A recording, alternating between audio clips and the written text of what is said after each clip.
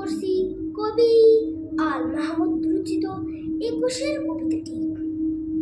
ফেব্রুয়ারির ২১ তারিখ দুপুর বেলার রক্ত, বৃষ্টি নামে, বৃষ্টি কোথায়?